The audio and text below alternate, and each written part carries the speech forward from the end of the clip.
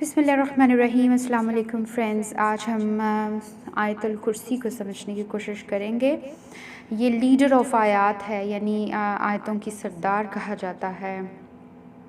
اس کی فضیلت میں چند احادیث ہیں جو میں آپ سے شیئر کرنا چاہتی ہوں۔ حضرت ابو ہریرہ رضی اللہ تعالیٰ عنہ کو آپ صلی اللہ علیہ وآلہ وسلم نے مال غنیمت کا نگران مقرر کیا تھا۔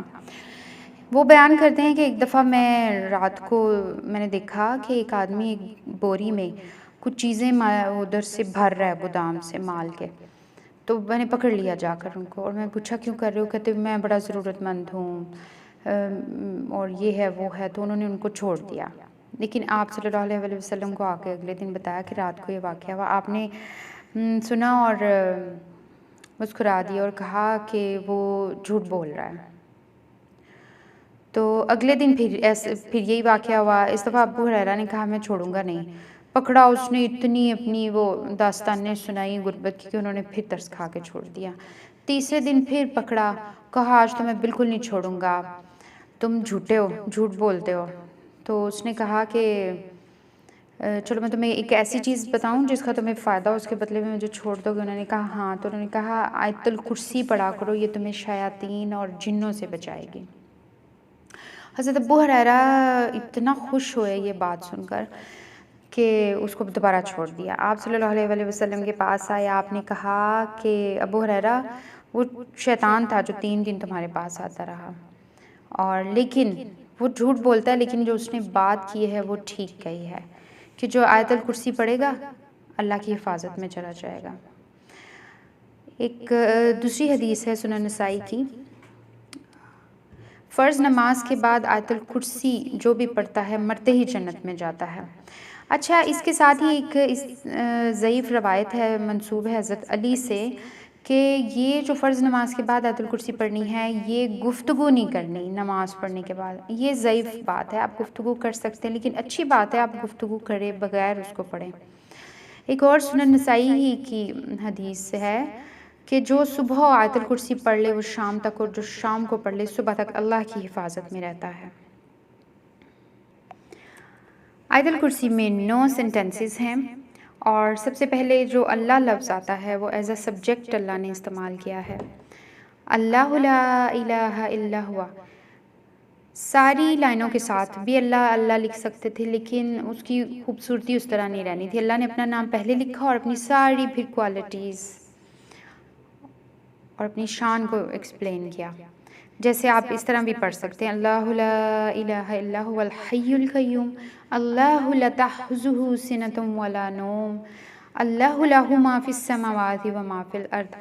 لیکن اللہ نے بار بار اللہ لفظ یوز کرنے کی بجائے لہو، ہوا یعنی پروناؤن یوز کیا۔ جیسے ہم انگلش میں ہی شی اٹ یوز کرتے ہیں کسی کے نام لینے کی بجائے، اللہ تعالیٰ نے یہاں پر ہوا، لہو، اندہ یعنی پروناؤن یوز کیا ہے اپنے لیے۔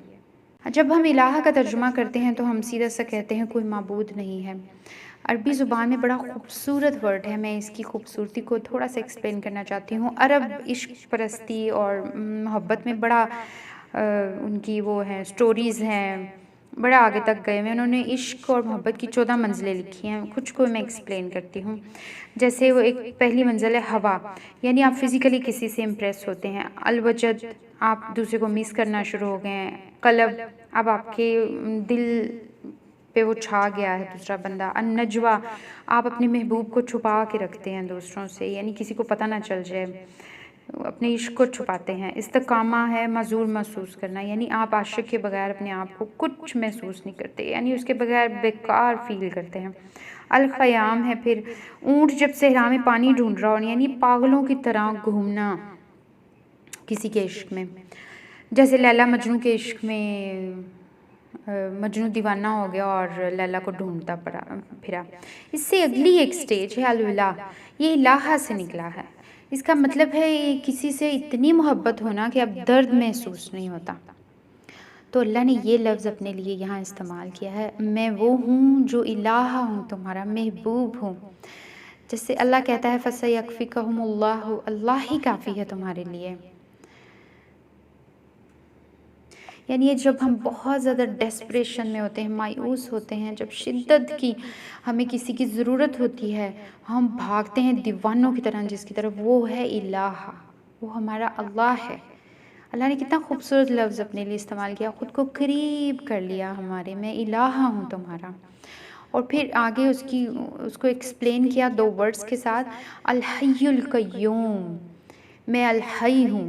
الحی کہتے ہیں زندہ و جاوید، جس کو موت نہیں آتی، نہ پہلے کبھی آئی نہ کبھی آئے گی، بلکہ وہ زندگی دیتا ہے، ایسا زندہ ہے کہ زندگی دیتا ہے۔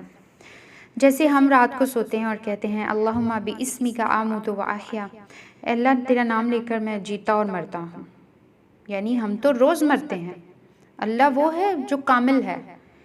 پھر ہم صبح کی دعا ہے الحمدللہ الذی احیانا بعد ما اماتنا والیہ النشور، تمام تعریفیں اللہ کے لیے جس نے ہمیں مار کر زندگی بخشی اور ہم کو انہی کی طرف لوٹ کر جانا ہے۔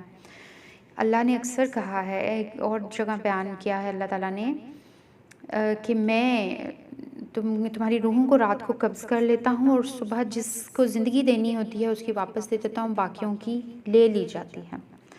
یعنی ہم روز مرتے ہیں اور روز جیتے ہیں، اور اللہ وہ ہے جس کو موت نہیں ہے۔ القیوم، قیوم نکلا ہے قائم سے، اسٹینڈنگ، جو کھڑا ہوا ہے۔ قوام کہتے ہیں فیملی میں جو حفاظت کرے سب سے زیادہ۔ اللہ کہتا ہے میں ہر لمحہ تمہارے لیے تمہیں زندگی دے رہا ہوں۔ جیسے ہم کوئی چابی سے چلنے والے کھلونے نہیں ہیں کہ چابی دی اور کچھ مدت کے لیے ہم چلتے رہیں گے اور اس کے بعد بس، ایسا نہیں ہے۔ اللہ ہر لمحے جو سانس ہم لے رہے ہیں وہ ہمیں دے رہا ہے۔ جیسے وینٹیلیٹر پر لوگوں کو ہارٹ بیٹ کو مصنوعی وہ پمپ کیا جاتا ہے اور انسان زندہ رہتا ہے۔ ہم سوچتے ہیں شاید وینٹیلیٹر کی وجہ سے زندہ، نہیں، وینٹیلیٹر پہ ہی لوگوں کی ڈیتھ ہو جاتی ہے۔ وینٹیلیٹر زندگی کی ضمانت نہیں ہے، اللہ ہے جو زندگی دے رہا ہے۔ ایک ایک سانس وہ رب ہے جو ہمیں عطا کر رہا ہے، اور وہ کیسا ہے، لا تأخذہ سنۃ ولا نوم، نہیں آتی اس کو اونگ اور نہ نیند۔ اللہ ایسا سنبھالنے والا ہے، ایسا کیئر ٹیکر ہے کہ وہ سوتا نہیں ہے۔ جیسے آپ اپنے کسی دوست کا پتہ لینے ہاسپٹل میں جائیں اور کہیں میں تو اب ایک ٹانگ پہ کھڑا رہوں گا، تم لیٹو، باقی لوگ بھی چلے جائیں، میں سوؤں گا نہیں، میں جاگوں گا۔ پھر آپ کیا ہوتا ہے، آپ گھنٹہ 2 کھڑے رہتے ہیں، پھر آپ بیٹھ جاتے ہیں۔ جب بیٹھتے ہیں تو آپ کو اونگ آنا شروع ہو جاتی ہے، اونگ پہلے آتی ہے، اس کے بعد نیند آتی ہے، آپ سو جاتے ہیں۔ لیکن اللہ ایسا نہیں ہے۔ اللہ کہتا ہے مجھے اونگ بھی نہیں آتی اور نیند بھی نہیں آتی، یعنی ان کمزوریوں سے میں بالا ہوں۔ ہم کہیں چلیں، ہو سکتا ہے اللہ کو اونگ اور نیند اکٹھی نہیں آتی، ہو سکتا ہے الگ الگ آتی ہو۔ فار ایگزامپل جیسے کوئی شخص کہے کہ میں کیچپ اور چپس اکٹھے نہیں کھاتا، لیکن ہم کہیں ہو سکتا ہے کیچپ کسی اور چیز کے ساتھ پسند کرتا ہو وہ شخص، اور چپس کسی اور چیز کے ساتھ، اس کو مسٹرڈ کے ساتھ پسند ہو۔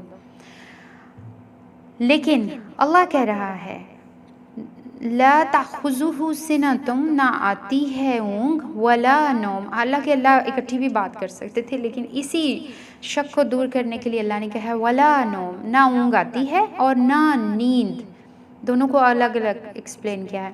لہ ما فی السماوات و ما فی الارض، اسی کا ہے جو کچھ آسمانوں میں اور جو کچھ زمین میں ہے۔ جیسے آپ نے کسی کو گھر کرائے پہ دیا ہوا ہے اور آپ اس کے مالک ہیں، بٹ جو کرائے پہ رہ رہا ہے گھر کے اندر کی چیزوں کا مالک تو وہ ہے۔ جیسے ایک طیارہ ہے، آپ اس کے مالک ہیں، لیکن طیارے کے اندر جو پیسنجرز ہیں آپ اس کے مالک نہیں ہیں، اور پیسنجرز کا جو سامان ہے مسافروں کا آپ اس کے بھی مالک نہیں ہیں، آپ اس کا دعویٰ نہیں کر سکتے۔ اللہ کہہ رہا ہے یہ جو زمین اور آسمان ہے نا، اس کے اندر جتنی چیزیں ہیں اس کا مالک میں ہوں۔ سوال اٹھتا ہے کیا اس کے اندر کی چیزوں کا مالک اللہ ہے؟ آگے چل کے اللہ تعالیٰ کہے گا واسع کرسیہ السماوات والارض، کہ نہیں، خالی اس کے اندر کی چیزوں کا مالک نہیں ہوں میں، ان کا بھی مالک ہوں، یعنی زمین و آسمان بھی میرے ہیں، میں بادشاہ ہوں۔